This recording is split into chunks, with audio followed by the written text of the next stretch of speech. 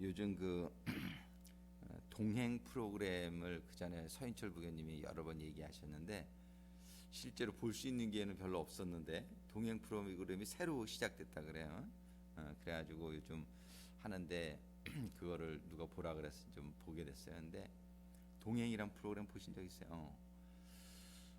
정말 너무 어렵고 힘든 사람들이 많은데 정말 감사한 거는 방송이 나가면 사람들이 집을 대부분 이렇게 보면은 구해주고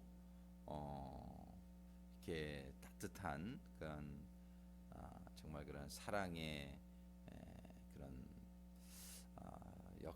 이런 도와주시는 역사들이 참 그죠? 참 마음이 따뜻해지고 문제가 해결받는 걸 보게 될 때 얼마나 감사한지 모르겠는데 그걸 보면서 옛날에 이제 어려웠던 시절이 이렇게 생각이 났어요. 이렇게 정말 월 집세를 못 내 가지고 저희도 이렇게 어려웠던 그런 시절들이 있는데 참 그때 정말 이렇게 계산이 안 나오고 너무나 이렇게 사업이 힘들고 그래가지고 월세가 막 한 달에 그때 한 1,300불인가 집세가 그랬었는데 하우스를 렌트해 살 때인데 뭐 매달 이렇게 집세가 마련이 안 되는 거예요. 마련이 안 되는데 한 번도 밀린 적이 없어. 이제 지금 지나서 얘기지만 얼마나 기도를 했는지 몰라. 한 번도 이렇게 이제 기도를 할 때마다 하나님이 채워주시는 역사가 너무 아주 그런 생생했던 그런 시간들이 있어요. 너무 어렵고 힘들 때 그냥 정말 그러다가 이제 하나님께서 이렇게 또 길을 인도해 주셔가지고 또 이렇게 하는데 그런 시절이 생각이 났어요. 그 어렵고 힘든 분들이 근데 여기서는 포커스를 하나님한테 두질 않으니까 아마 그런 도와주는 분들도 대부분 보니까 교회 분들인 것 같아. 근데 거기서는 그 교회 부분은 싹 빼더라고 대부분요. 그렇게 빼고 어쨌든 뭐 이렇게 도와주는 것을 근데 그 중에서 어쩐 적이 하나 봤는데 그 아이가 기도를 하더라고. 아버지랑 같이 사는 아들인데 홈레스로 쭉 지내다가 이제 이렇게 쉘터 같은 데 들어와서 이렇게 지내는 근데 아들이 기도를 예수님 이름으로 이렇게 하더라고. 나중에 보니까 그래서 이제 교회에서 하는 그런 데였던 것 같아요.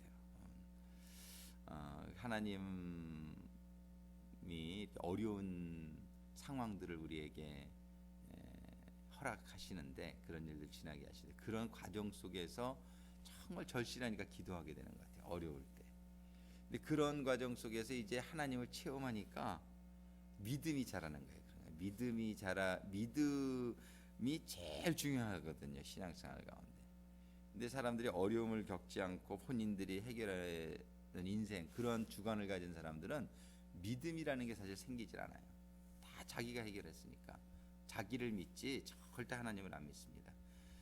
참 이 자기가 해결할 수 없는 상황이 오는 게 이게 은혜예요. 이것처럼 은혜 지나고 나면은 내가 해결할 수 있는 건 절대 하나님 체험 못합니다.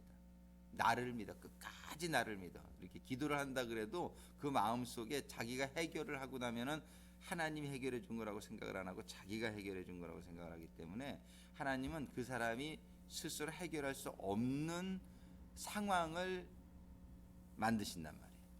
그래서 자기가 해결할 수 없을 때 진짜 겸손해져요. 진짜 하나님은 바라보는 그런 상황이 본인에게 힘들죠. 왜? 해결할 수 없으니까 힘든 거예요. 근데 그럴 때 사람들은 고민하니까 거기 보니까 어떤 사람은 이빨이 다 빠지고 너무 고민해가지고 사람이 이렇게 고민을 하면은 그냥 몸에 이상이 오기 시작하고 병이 생기고 다 그러죠. 근데 참 그런 상황 가운데 하나님을 발견하는 역사가 하나님을 의지하고 믿음으로 하나님의 도우심을 입게 되는 그런 귀한 체험들이 우리 모두에게 있게 되기를 주님의 이름으로 축원합니다. 그런 가운데 믿음이 최고예요. 오직 의인은 오직 믿음으로 살리라. 사람들이 그렇다고 해야 하지 않고 그런 건 아니죠. 우리가 해야 될 일을 하면서 우리가 할 수 없는 일들, 바랄 수 없는 중에 바라는 게 믿음이에요. 바랄 수 있는 걸 바라는 건 믿음이 아니에요. 될 수 없는 거를 바라는 게 하나님을 믿기에 바라는 게 믿음입니다. 그래서 바랄 수 있는 걸 바라는 건 내 생각이에요. 얼마든지 내 생각과 논리로 해결할 수 있는 거, 그렇게 해결되는 거는 결국은 내 마음속에 믿음으로 됐다라고 생각하지 않아요. 그냥 말로는 하나님이 해주신 거 이래도 그거 다 이렇게 될 수 있었던 거야, 이런 내 마음속에 그렇게 논리적으로 가능한 사건은 절대 믿음으로 임하지 않습니다. 그거는 그냥 자기가 그냥 겉으로는 믿음이라고 이렇게 하나님 해줬다고 하면서도 속으로는 된 거지, 이렇게 그렇기 때문에 논리적으로 해결될 수 없는 상황이 해결되어지는 역사, 그런 체험들이 우리 신앙인들의 삶 가운데 임하는 것 큰 축복이다. 근데 그런 일들이 일어나게 되는 모든 그 시크릿이 어디에 있냐면 내가 하나님 안에 거하고 하나님이 내 안에 거하는 그런 가운데 이런 역사가 일어납니다. 오늘 그런 말씀을 받으면서 하나님의 은혜 가운데 들어갈 수 있게 되기를 바라요. 말씀 여러 가지를 보기는 하는데 먼저는 로마서 8장 9절 한 절만 같이 읽고 또 보겠습니다. 로마서 8장 9절의 말씀 우리 같이 봉독하겠습니다. 로마서 8장 9절 같이 합독하십니다. 만일 너희 속에 하나님의 영이 거하시면 너희가 육신에 있지 아니하고 영이 있나니 누구든지 그리스도의 영이 없으면 그리스도의 사람이 아니라. 한 번 더 읽겠습니다. 만일 너희 속에 하나님의 영이 거하시면 너희가 육신에 있지 아니하고 영이 있나니 누구든지 그리스도의 영이 없으면 그리스도의 사람이 아니라. 기도하시겠습니다.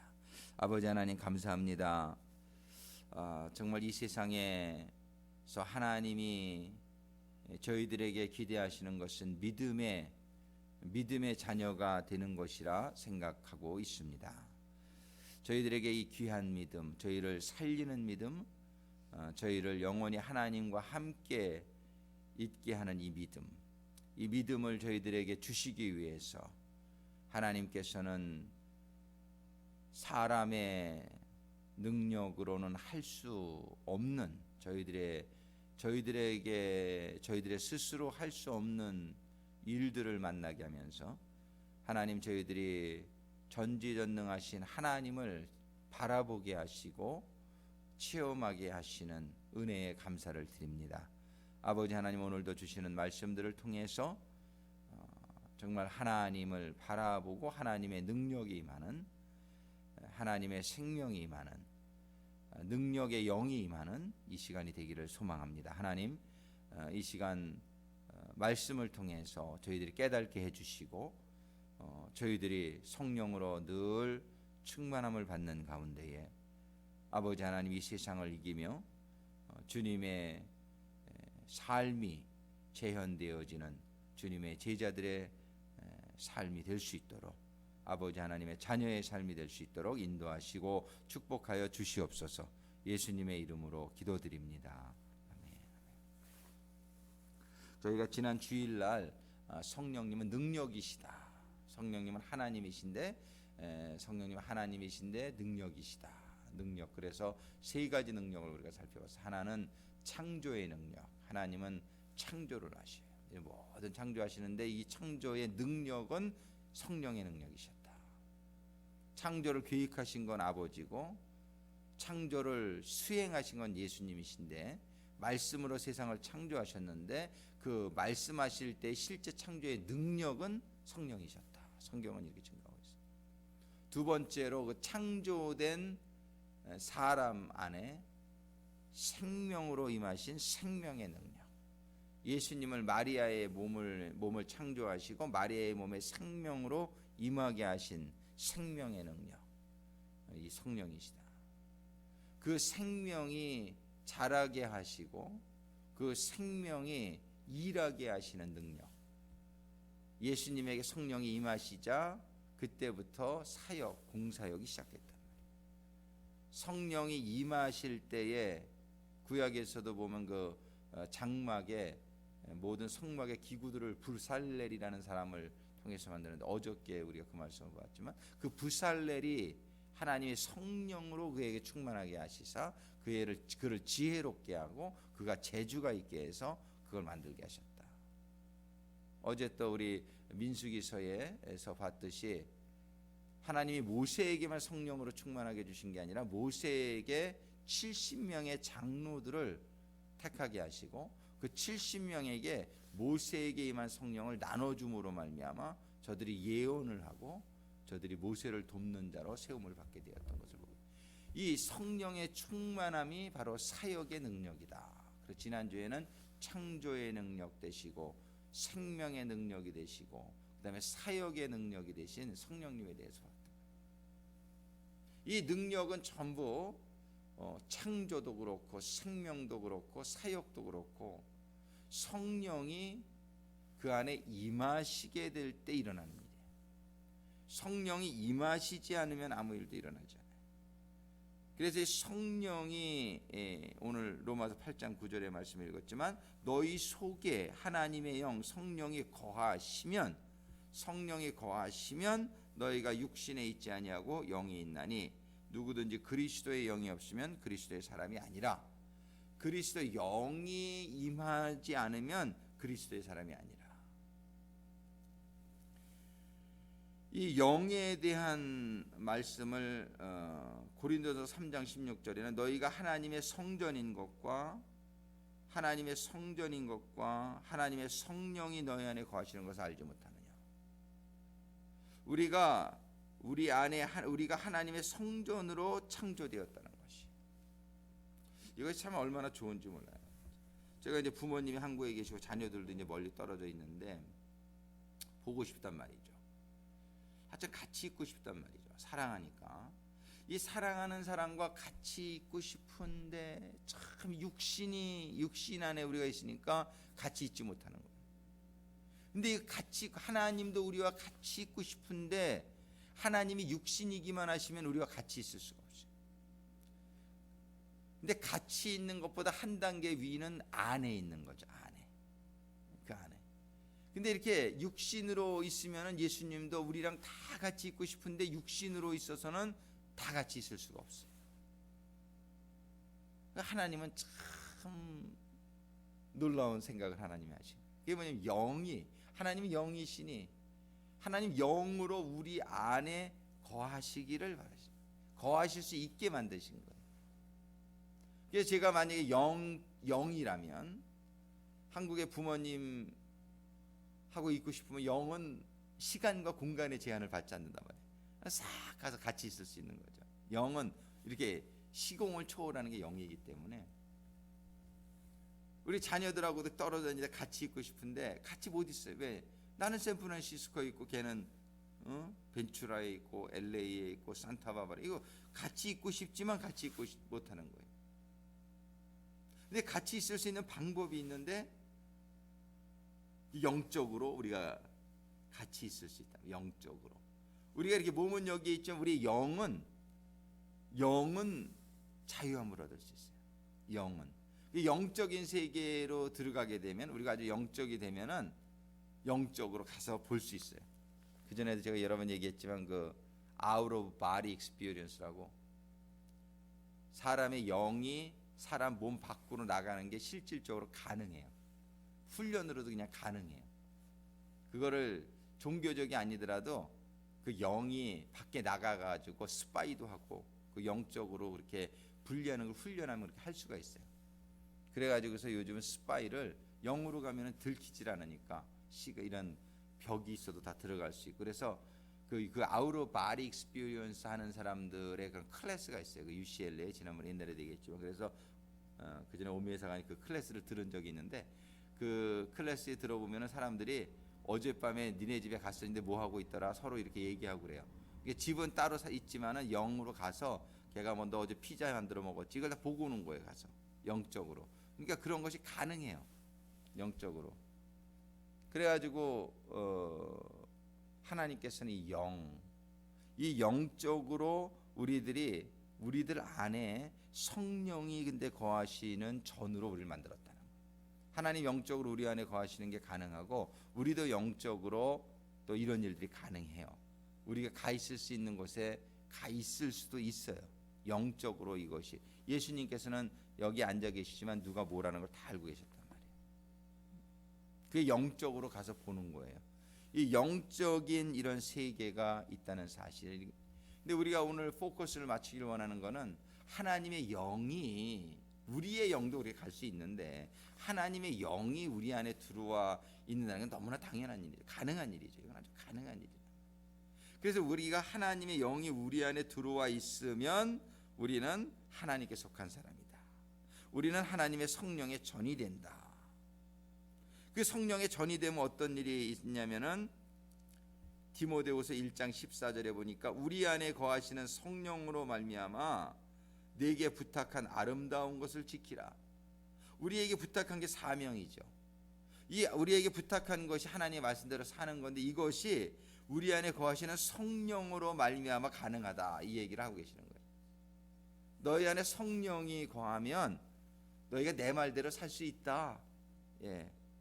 너희 안에 내 영이 거하면 내가 준 사명을 너희들이 감당할 수 있다. 내 뜻을 깨닫고 그 능력으로, 내 성령의 능력으로 너희 살 수 있다라고 말씀하시는 거예요.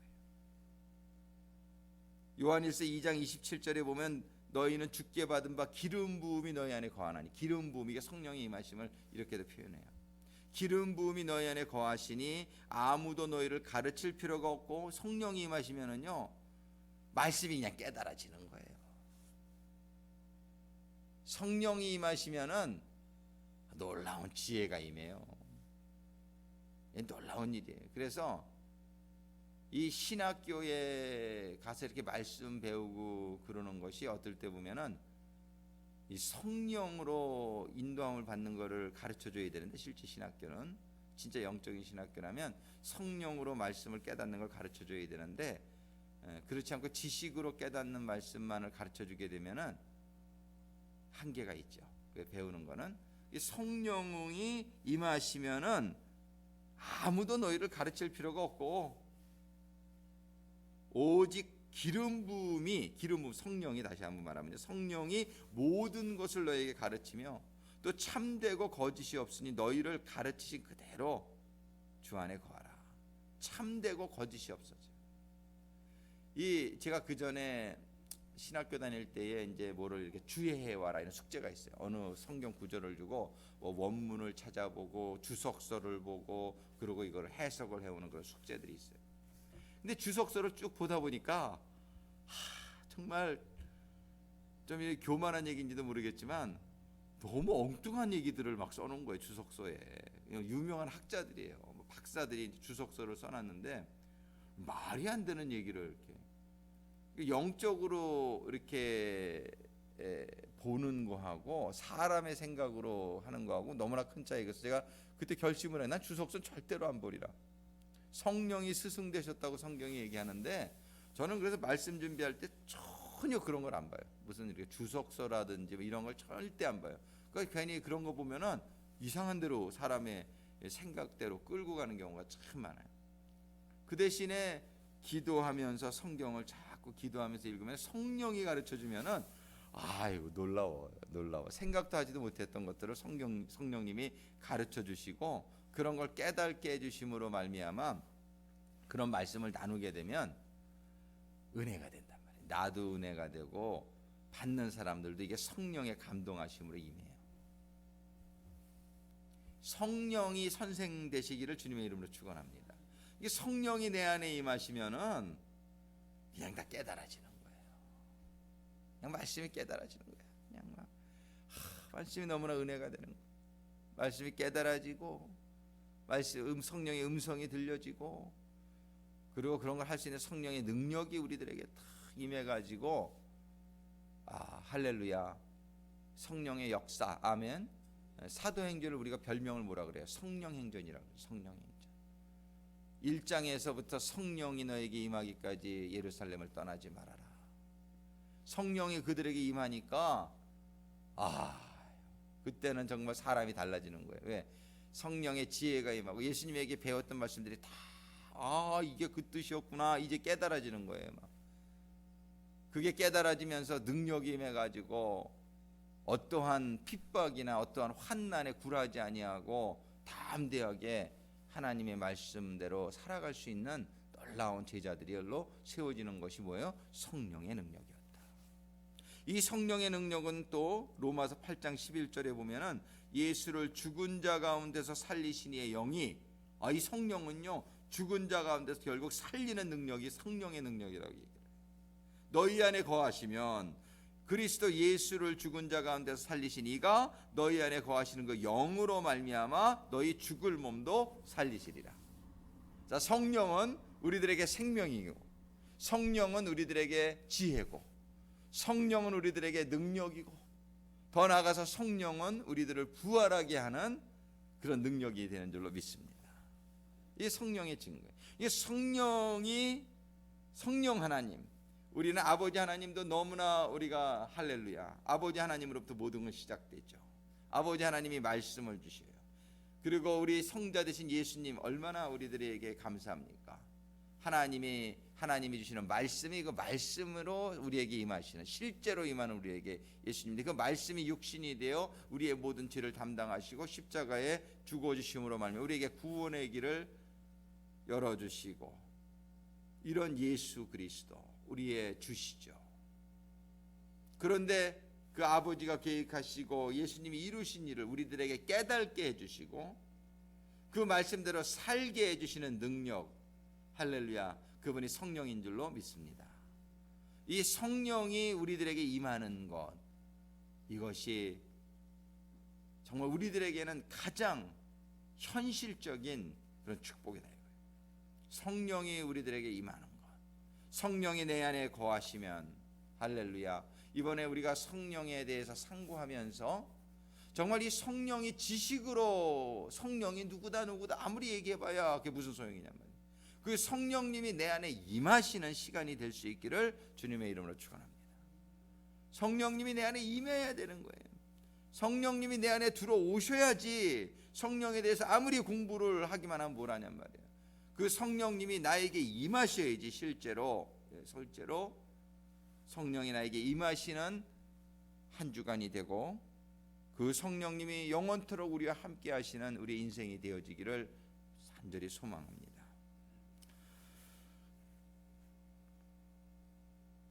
그래서 사도행전 2장 38절에 우리가 늘 기억하면서, 베드로가 가로되 너희가 회개하여 각각 예수 그리스도의 이름으로 물세례를 받고 죄사함을 얻으라. 그리하면 성령을 선물로 받으리니. 성령을 받는 방법을 사도행전 2장 38절은 우리들에게 분명히 알려주시고 있단 말이에요. 우리는 이 성령이 우리에게 임하게 되기를 원한단 말이에요. 우리는 성령님이 이 아침에도 우리들에게 충만히 임하게 되기를 원합니다. 우리는 성령님이 날마다 우리에게 충만히 임하시게 되기를 원해요. 근데 우리가 범죄를 하면은 성령님이 또 안에 거하시지 못해요. 그러니까 어떻게 우리 주변에서 또 우리를 도우시는데, 성령님 우리 안에 거하시기를 원하세요. 성령님, 우리 성령의 전임을 알지 못하느냐? 우리 성령의 전으로 우리가 성령님 우리 안에 들어오시기를 원하시는데, 그러기 위해서는 어떻게 돼요? 늘 회개하라. 너희가 늘 회개하라. 뭘 회개합니까? 말씀대로 살지 못한 걸 회개해야지. 하나님의 말씀대로 우리가 살지 못하는 게 너무나 많잖아요. 하나님의 말씀이 너희는 마음을 다하고 목숨을 다하고 뜻을 다해 하나님을 사랑하라 그러는데, 우리는 그렇게 사랑하지 못하고 있잖아요. 하나님, 우리는 하나님보다 또 다른 거 사랑하고 있는 게 많은지도, 사랑이 갈라질 수도 있잖아요. 하나님도 사랑하지만 나는 세상도 사랑하고, 이게 갈라지는 거예요. 하나님을 사랑하지만 그 말이에요. 우리가 배우자가 있으면 그 사람만 사랑해야지. 나는 그 사람 내 아내도 사랑하면서 미스김도 사랑해? 이거 말이 안 되죠. 이거 말이 안 되죠.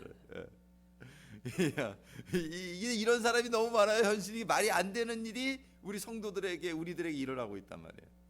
하나님을 사랑하지만 뭐 세상의 명예도 좀, 세상의 권력도 좀, 세상의 편안함도 좀, 우리는 이 마음이 갈라지는 게, 우리가 웃지만 실제로 그렇게 살고 있어요. 우리가 이 얼마나 우스운 일이냔 말이에요. 이게 참 그 영적인 바람 피는 거죠.